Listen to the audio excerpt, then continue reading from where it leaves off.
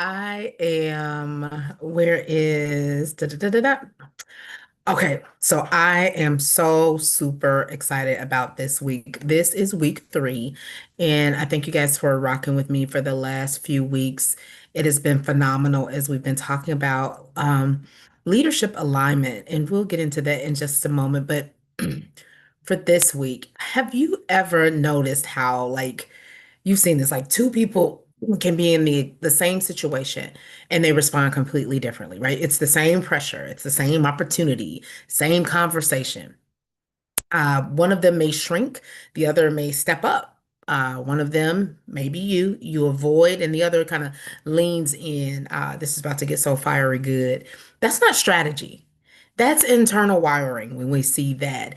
And if you don't understand what's driving you, you will keep getting the same outcomes no matter how much vision you have. And so that is what we're here to talk about this week in the leadership alignment. This has been a 3-week series where we've really gotten clear on several things. Last week, I came and talked about how to turn your labor into your laboratory, right? For those who are in jobs that maybe you really don't feel them, job situations where you're not totally feeling them. It was how can you create value inside of that situation and system? Go back, check it out. But this week, we are talking about why you move the way you move. Oh my gosh. I'm kind of like I should have given this more than just 30 minutes because it's some good information, but could have used a little bit more time, but we're gonna go ahead and get into it. And so thank you for rocking with me. There are people inside the Zoom room. Some of you are watching live on YouTube. If you are on YouTube, please, please, please leave your questions, and I'm gonna come in and answer those questions momentarily. Zoom, you're right here. We have, as we've been having, dedicated Q&A for the folks who registered, got the free purpose plan, and are in the Zoom room. But nevertheless, everybody is welcome, everybody is valued, and I will get to your questions. But here we go. When most people think they need this, people can be in situations and they feel like they need better strategy, more discipline, or more information. That's not where the real issue is. The real issue is that they may be leading, and I say they because I don't want to be assumptive and say it's you. They may be leading, deciding, and responding from patterns that they didn't consciously actually choose. Oh my gosh, I'm already excited. Um, and until people can see these patterns, they can't actually change it. And so I want to talk a little bit about the source of these patterns. I was toying with the tile image for this particular live. I didn't know if I was going to go with the one I went with or one that said like you're not stuck, you're patterned. Because most of us have the tendency to operate from old programming. And so there are three different sources, I guess I'll call them sources, that I want to highlight during our brief time today.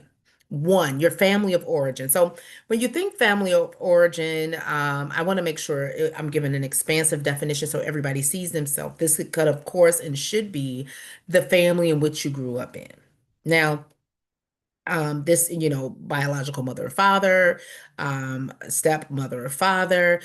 Some of us, maybe we didn't have that type of home. We were maybe in foster home. And so the family of origin, basically the unit of environment that helped shape and raise us. Now, if you think back, you can definitely find some of these elements that I'm going to highlight. There's really three specific areas that we're going to kind of touch on today. One is how you handle conflict.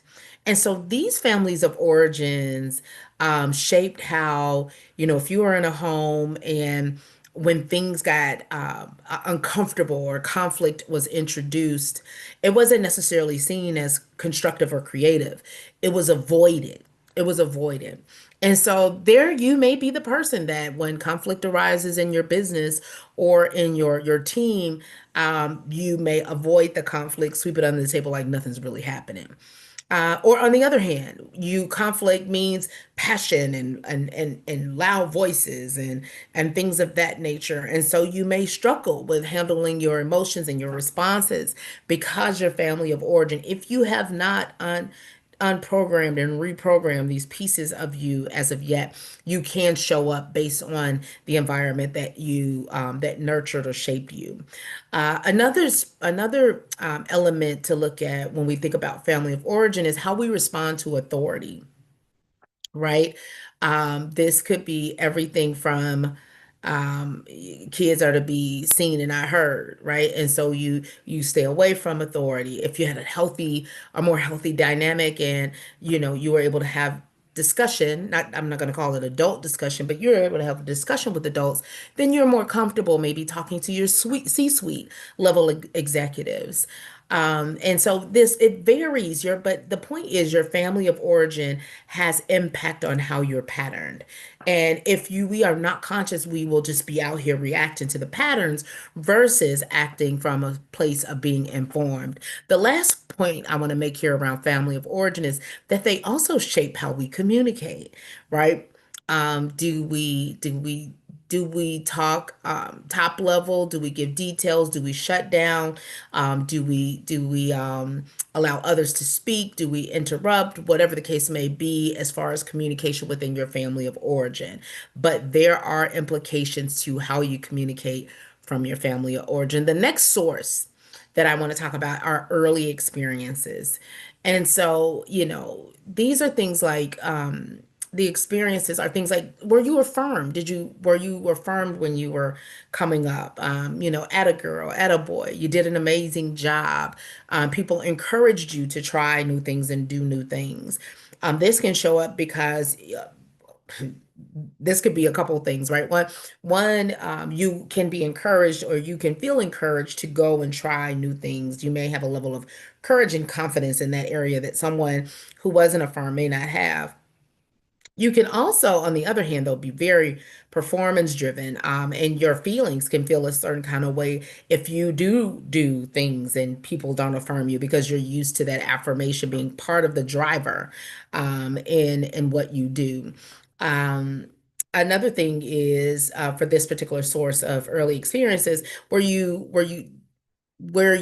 felt rejected. And so where if you ever felt rejected, you typically want to avoid those things, those type of instances. So this could be, um, oh wow, maybe your family didn't show up for you. You did something and you made a mistake and were punished, and kind of I don't want to say that phrase. Find another phrase in your mind, Delilah. And you were left to yourself. Very good. You were left to yourself, um, and so you would avoid those type of behaviors and tasks that may look like they could set you up for a rejection. So you may not be confident in stepping out to try new things at work because you're afraid of how people will respond, or you don't stand up in your truth. Something's going on and you don't agree, but you don't want to be the one to say you don't agree because you don't want to feel that isolation as you felt in your early experiences. Here's another element from this source where you learn to protect yourself. The early experiences where you learn to protect yourself. Now, I resonate deeply with this. I am a Gen Xer. You can see me. I am a Black female, so I'm a Gen X Black female. That means pretty much early on, I learned how to do for myself. I learned how to protect myself. I learned early not to trust a lot of people. And it served me well at those times because I needed it just to protect myself.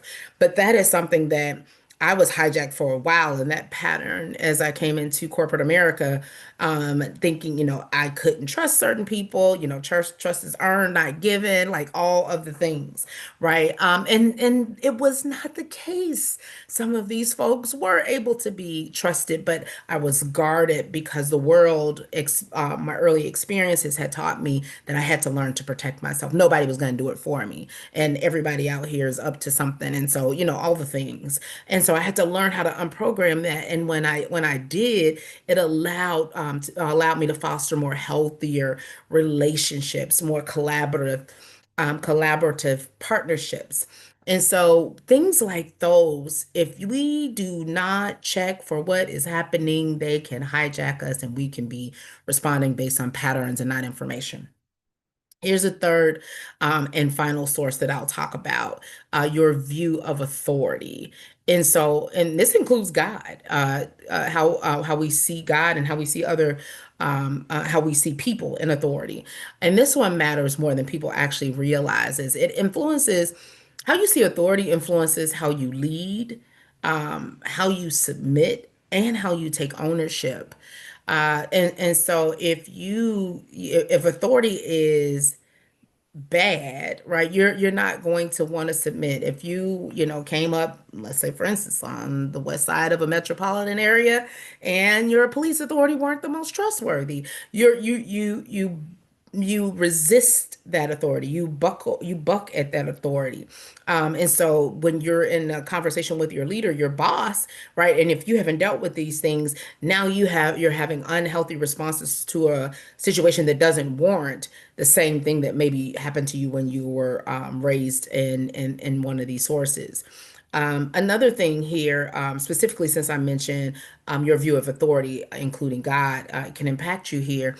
Um, this is, I think about actually the inverse, where your relationship with your natural father can impact how you have a relationship with God. If your natural father wasn't there, didn't take care of you, then it's going to be very difficult. Well, it's going to be a level of difficulty for you to believe that this father, this God, you can trust him, he will take care of you and all the things. And so causes for some unwiring and rewiring. And so those are three sources that could have an impact on how you lead, how you decide, how you respond from patterns that you're not consciously choosing.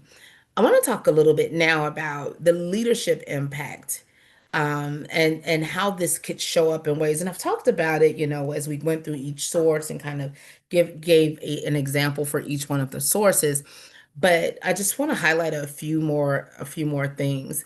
Again, avoiding or restate and highlight, restate some, highlight others. Avoiding hard conversations. It is absolutely imperative if you are going to lead people or products or be an innovator. If you are a leader, you are not going to be able to get away with living your entire life without having hard conversations. Something somewhere is going to be tough, and you're going to have hard conversations. And it is best to have hard conversations when you are a more healthy individual, when you are not being hijacked from things from 2, 3 decades ago, but you're clear about this moment. You're clear about why you feel what you feel. You are operating from facts and not emotions, and it allows you to have a more healthy, hard conversation. Another way this impacts your leadership is that you over explain. You're where you should be coming in giving, like, here's the decision we've made, and like the kind of boardroom decisions. Here's the decision we've made. If the board wants additional information, they'll pull for additional information. But you're in here explaining X, Y, Z, A, B, C, one, two, three, because you want to be accepted. You don't want to feel like, well, I didn't give them enough, and so no, they're not going to accept me or they're not going to like me. That's not what this is. But because of this internal programming, unconscious programming, you're saying too much because you want to be accepted. Again, shrinking in rooms where you should be leading is another impact. You've been told to be seen and not heard, and all these other things, right? And you're hesitating on taking the lead in the forefront. And people are looking to you for leadership. Like, it is you. This is your space. This is your scope. This is your dominion, your span of command, all of the things. And you're somewhere in the back of the room because you don't know what to do because of these unconscious things, overcompensating to prove your value. And so now you're doing entirely too much. And I know I can be a bit extra, but that's just extra. But overcompensating to try to prove your value. You're already there. These things that you're trying to do that are extra, that you're doing that are extra things, like you don't have to prove anything. You deserve to be there. Nobody gave you a prize or a gift by you being there. You worked hard, excuse me. Excuse me. You worked hard, you did the work, and now you're there. You don't have to prove you need to be there. It's okay. Lastly, I'll highlight struggling to trust others or to delegate. Again, I'm fully aware, especially again, latchkey kid, Gen X. You want me to have you be responsible for feeding me when I have a key around my neck to get inside the home to feed myself? Absolutely not. And so it is real that you're struggling. You can struggle with trusting others and delegating based on your lived experiences. But all is not, it's not just, it's okay. All is not lost. We can identify these things, shift these identify these patterns, unlearn, or at minimum identify them so that when they present themselves, we see them and we're able to make conscious decision. So you can't fix these things with strategy because they're not strategy problems. They're awareness problems. So again, the more we become aware of what is happening, the better we're able to lead. The better we're able to lead, the better we're able to lead. And so you have to see what's driving you before you can change what you're doing. That's self-awareness. And if you've been rocking with me for a minute, at least since the fall, you are aware of true transformational leadership. It is the leadership structure. Um, and I've been saying not structure, it's really an operating system that is coming to revolutionize how we lead leaders, how we rebuild leaders, because this is beyond just developing leaders. Some of this requires rebuilding. If you are aware, then you are aware that the first pillar of true transformational leadership is self-awareness. That's not surface level. It's real awareness. I was about to poo-poo on some stuff. Let me not do that. But you hear what I'm saying. We're getting into. It's the kind that says, this is why I respond like this. This is why my triggers, this is what triggers me. This is why I avoid this. Because once you see it, you can lead differently. And so a lot is being said. We're already 20 minutes in, y'all. Oh my gosh, so many good things. I was looking over here to see if there were any comments I needed to respond to right now. I don't see anything, but if you leave some, I will definitely get back to them. I want to give a moment, some time for reflection because I know I just said a lot and your mind is like, wait, that happened to me. Oh my gosh, I need to know more about that. Oh my goodness, she's gonna cut it off right there and not say anymore. So I know your mind is doing a thing. I do want to leave some room for reflection. If you've shown up here and you don't have a pen and paper, shame on you because you already know if Delilah is saying something, it's not just information, it's going to be application as well. We do work over here. We don't just come and get motivated. I know that's part of my gifting, but we do work. That's also part of my gifting. And so, pen and paper in hand, or pause the video and then go get your pen and paper and come back and do all the things. But here's the opportunity to reflect. It's a few questions. Think about these things. Ask yourself, where do I consistently shrink when I should step forward? Where do I consistently shrink when I should step forward? Here's another to consider. Where do I overcompensate instead of leading confidently? Where might you be overcompensating instead of leading confidently? A couple more.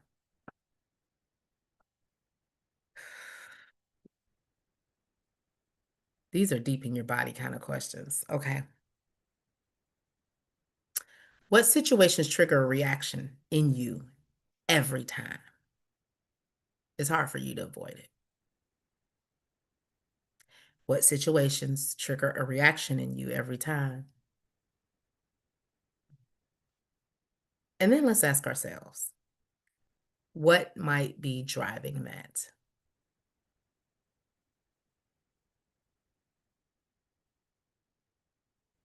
Now, it's all for the good, right? We're not just looking for these things just to point them out. We're looking for these things so we can lead big. So we can lead big. So here's what I want you to do. I want you to do one of these things this week. Observe yourself. Don't judge, don't fix. Actually, let's just land here on this thing. Observe yourself. Don't land. I'm sorry, don't judge, don't fix. Don't just observe. How do you respond? What triggers you? Where do you hesitate? Where do you push too hard? Just observe this week. Just observe. Because awareness is your very first step to alignment. So as I opened up, over the last 3 weeks, we've talked about getting clear, using your environment, and now understanding what drives you. Because leadership isn't just about what you do. Oftentimes people, and we all know enough to know the difference between leaders and managers. We get that. But sometimes even in leadership, we can get caught up on what we do. But it's really about how we think, how we respond, and how you become more you, how you're becoming more you while you lead. But if you don't take ownership of this stuff, you will stay stuck even with the greatest vision, even with the greatest vision. So I want to remind you, um, if these conversations have helped you, and then you're already understanding how, you might need a little bit more information, but this is actually a deeper transformation, then that's absolutely why I've created the Kingdom Leadership Summit. It's a space that goes beyond awareness. We'll tackle more awareness there, but it goes beyond awareness and actually to doing the work that changes how you lead. It's May 2nd, Spring, Texas. Registration open now. DelilahBartlett.com. My events tab. I should have had it like going across a little ticker over here or something. Uh, it's like a collision almost. I've been telling people, and I keep doing this like a symbol almost. It's a collision of executive leadership, kingdom awareness, spiritual activation, and just personal growth. It's like four conferences tied into one thing. It's absolutely phenomenal. And you should be there. All right. That's what we have for this week. That wraps up. Boop, boop, boop. Leadership alignment. So excited that you guys hung out with us. I hope this inner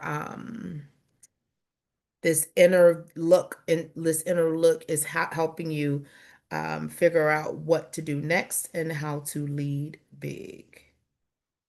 Okay. All right. I'll see you guys May 2nd here in Spring, Texas at the Kingdom Leadership Summit. Early bird ends soon, or tickets are going to be sold out. Either way, that procrastination also is probably somewhere in a pattern inside you, but it's time to stop procrastinating.